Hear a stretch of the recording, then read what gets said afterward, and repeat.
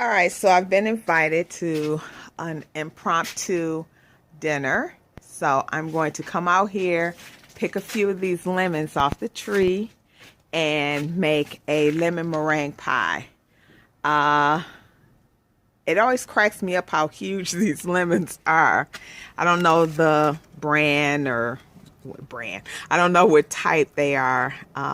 The ones in the store are so much smaller, and it seems like they would be larger considering all the chemicals that they have to use. But this one has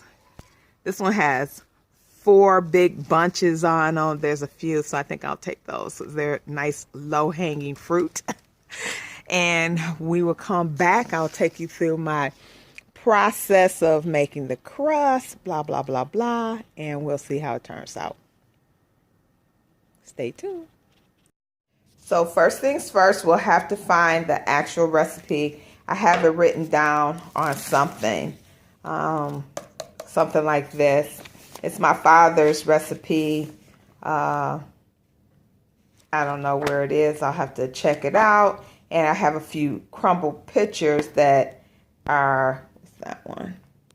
That are bent. So I keep them in here to straighten them out. Pie, lemon juice, nope. So I'll have to flip through this and figure it out. As you can see, this book is very worn and torn. This is, what is this a recipe for? 2 layers. 4 fruity, strawberry cake. So this is the recipe, and these are the things that I did to add or subtract to the recipe. This one right here was okay, all right. I write little notes. What's this?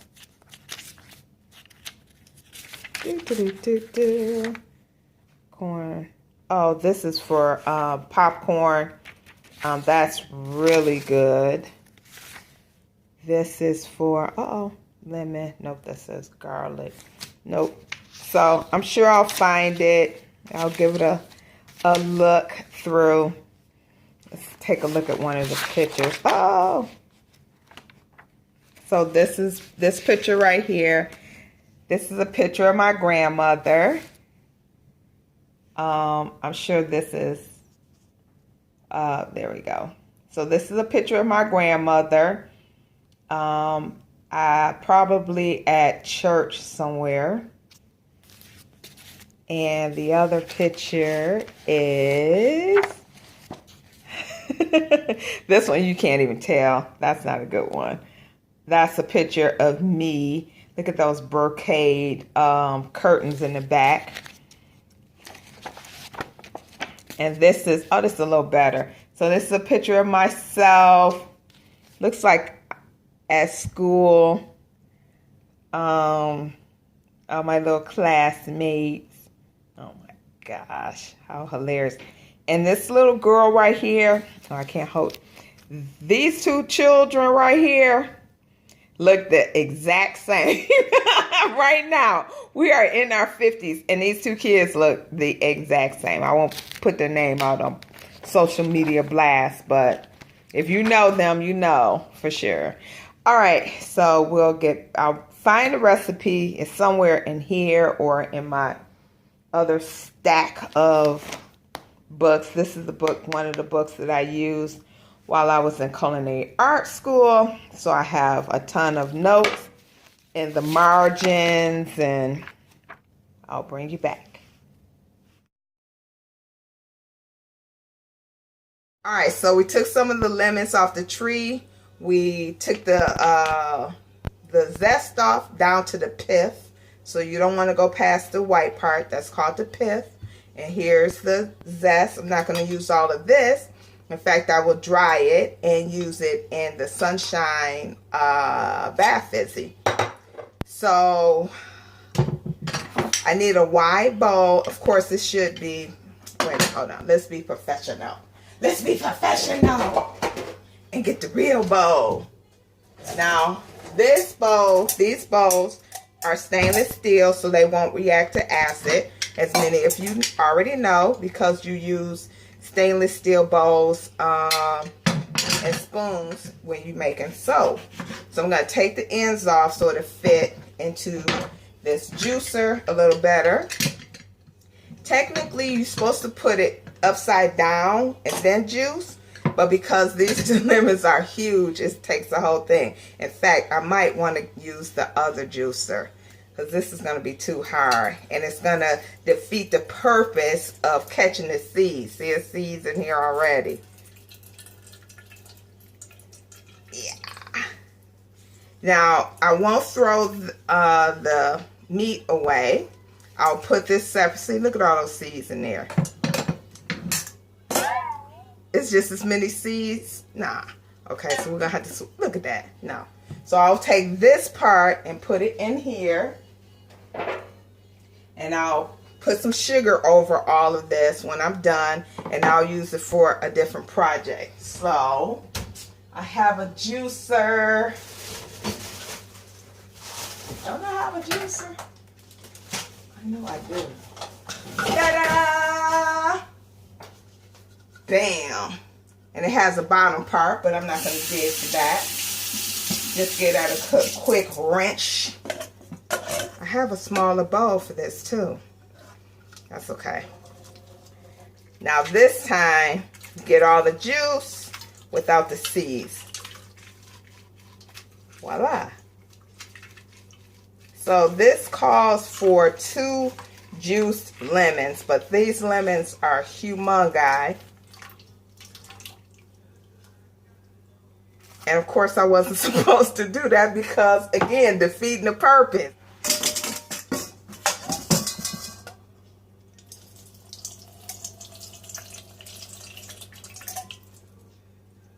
Finally, catch up, Fred. Voila. So I'll look at my recipe and see exactly how many ounces of juice I need. And then we'll move on to making the crust, which is going to be hilarious. I suck. Okay, so we're going to take the butter and cut it into cubes for our crust. Ooh, I need a bigger knife.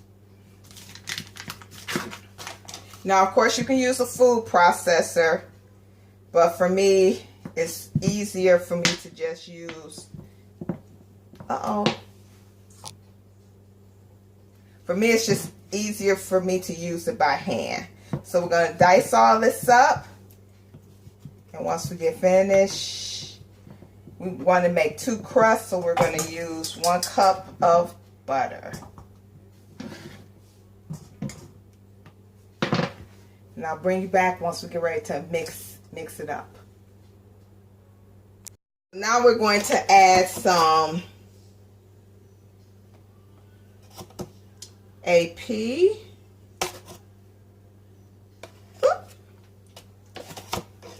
And I feel like such a housewife using the measuring cups.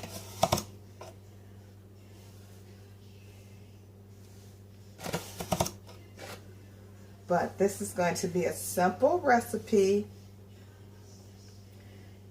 So we're going to double that. So I put half of the amount of flour. We're going to add a little bit of salt. Double that. Now we'll add the rest of the flour, which is 1.25 cups. I took all these measurements and broke them down into cups and teaspoons instead of the big batch that it actually comes in. So let's see how close I come. Instead of making 8 pie crusts or 10 like the recipe would call for. Alright, so everything is in here except the water, which is going to be how are we going to do this? How are we going to do this? Because let's see if this is deep enough. No. this is deep enough. No. Let's see if this is deep enough. Ta-da! Got it. We have a contender. So we're going to put a half a cup of water.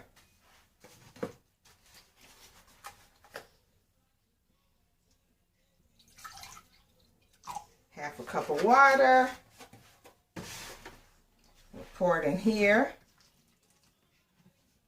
Then we'll get some ice.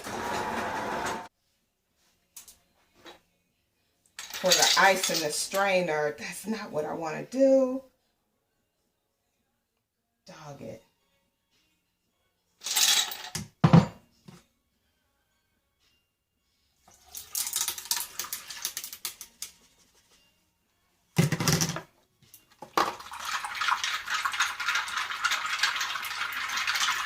Now, if I were at work, we would put, the water would be measured in a container, like a bowl like this. Then we would put the ice on top, but there would be a little, almost like a chinois strainer, so that that water weight from the ice melting wouldn't interfere with the weight that you've already done, if that makes sense.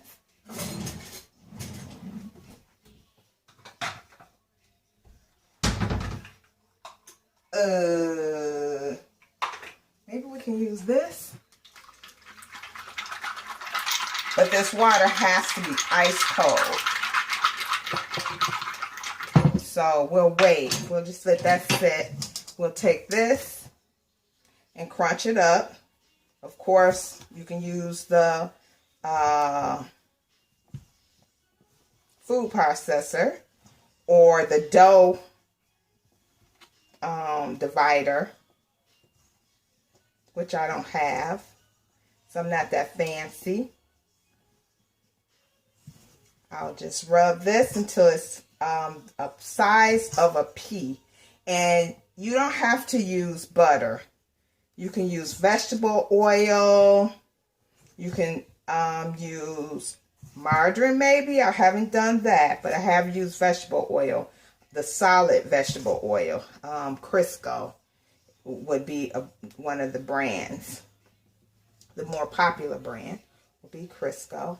So I'm just going to take my time and work this in.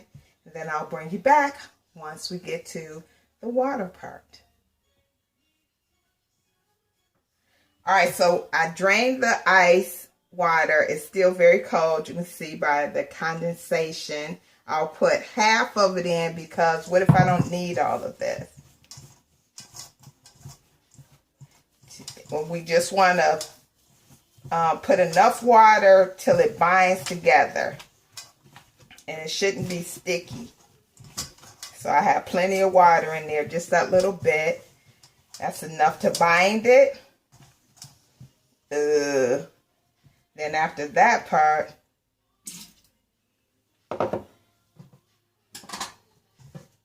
it's like this. We'll split the dough in half.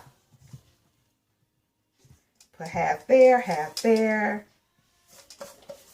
And we'll put it back in the refrigerator for it to rest. And each one of this will make a crust. So I'll bring you back once I put in the plastic, press it, and that's it. Okay.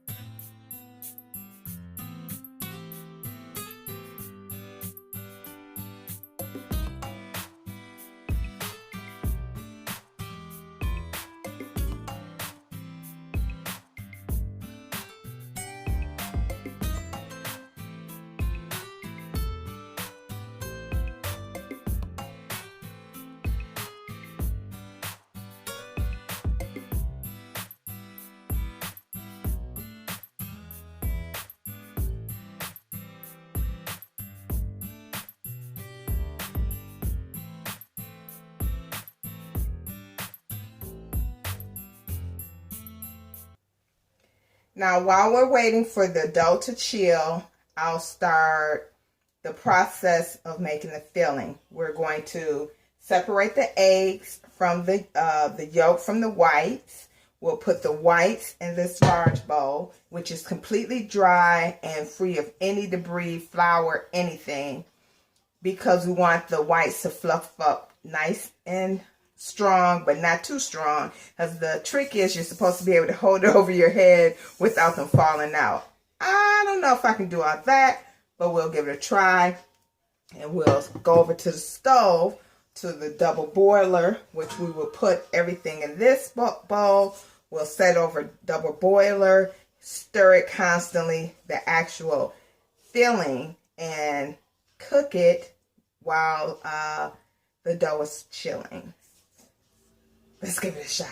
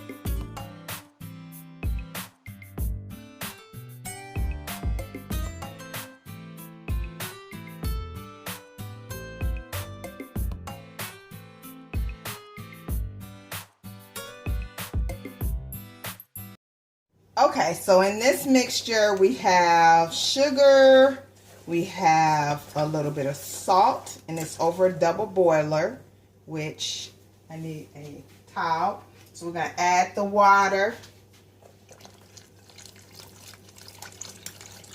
Just a little bit at a time. We'll add half the water just till it starts to heat up. You know what? I think I'm doing this backwards, and this is too small. So I'm going to add the rest of the water. And I added it in slowly, half and half, so that it wouldn't make any lumps. And you do add the eggs, but you have to do what's called tempering. So I have the eggs sitting over here. And before you can't just dump this into the hot liquid. You have to pour a little bit of the hot liquid onto the eggs, beat it, and then add it the liquid slowly, and then beat it in there till it becomes the same temperature. Kind of like soap making. And you add it all in there, then you let it cool a little bit. And what helps it cool is the butter and the vanilla. You mix that in while it's not on the heat. Now, while we're waiting for this to turn a little bit more opaque, I'm going to cook the pie dough. Now, I know a lot of people, they use the pie weights. I'm just going to dock the dough with this fork all around on the sides. Put just a few, and that's going to have the same effect as if you weighed it down with beans, or if you have the proper pie weight. And it's not going to leave your crust with a bunch of holes, because as the dough cooks, it will rise just a little bit and it will close those holes up. And my father always docked his pies. He never put weights in them. So that's what I'm going to do and see how it works. Okay. Now, before I put the pie crust in, I mixed up a little bit of milk with some of the egg yolks. And I'm going to brush it on the pie crust as well and see if that makes it a nice golden color. Okay, so our concoction here has gotten a little bit more opaque and it has reached 132 degrees. So I'm going to take it off the heat very carefully. Okay. Can I pick this bowl up and stir it with one hand? Of course I can. I don't know if you can see how it's thicker at the bottom, how it gets more translucent. That's the sugar and the cornstarch. I'm going to scrape that down. Oh boy. And that's what's going to give it the thickness once it cooks a little bit as well. You don't want that raw cornstarch flour taste. So I'm not going to try to scoop this with the water. I'm going to turn the water back on since we have plenty of water in here. Turn it on high. I'm steady stirring this as well. I'm going to go ahead and put this right over. This bowl fits a lot better. I need to turn the heat part down. There you go. Okay, so we're going to do this and stir it till it's nice and thick and it doesn't have a raw taste to it because the eggs are cooked, but eggs now are pasteurized, so it doesn't really matter. But I'm going to add cold butter and it's going to make it even thicker. Beau Blanc, I think that's that technique when you thicken soups and sauces with cold butter. So I'll add that. I'll add the lemon juice and the lemon zest as well. Man, this is starting to sound complicated, but it's pretty easy. If I can do it, anybody can. We'll bring you back. Okay, you see how the cream is nice and thick and pretty much all the foam, they're steaming up. All the foam is off the top and it's supposed to coat the back of a spoon and then you know that it's nice and cooked. So I'm going to take it off the heat and put the butter, the butter and the lemon juice and the lemon zest and bring it back. So we just have a little bit more of the butter. See, it's chunked up right there to incorporate, and the cream part is done. Woohoo! All right, so here's the cream, the pastry cream. Woo! That too much? Okay, so without the lemon in it, without the lemon or the lemon zest, it would just be vanilla. But because we put lemon in here, it's lemon. Ooh, and that's a lot. Okay, we just need one more touch, and that's to take the egg whites, put the sugar, heat it up, put it on the machine, and voila! Pie. We have the sugar and the egg white mixture on a double boiler, and we're going to wait until it gets to 120 degrees. Once it reaches that, this will beep.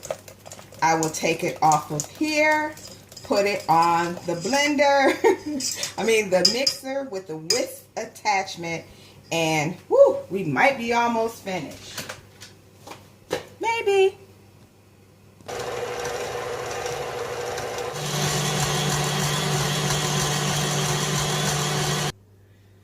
gonna plop this on here. Split it between the two. And it tastes delicious. Of course, I had a little sample. If I was fancy, I would have piped this on here, but nah. This is the Swiss meringue. So because the sugar was heated. Okay, I'm gonna spread this out and bring you back for the final picture. Goodness. Ta-da! We did it. Here they are. They look nice. They smell good. Thank you for watching. And please subscribe, like, and share the video. Have a good day or evening.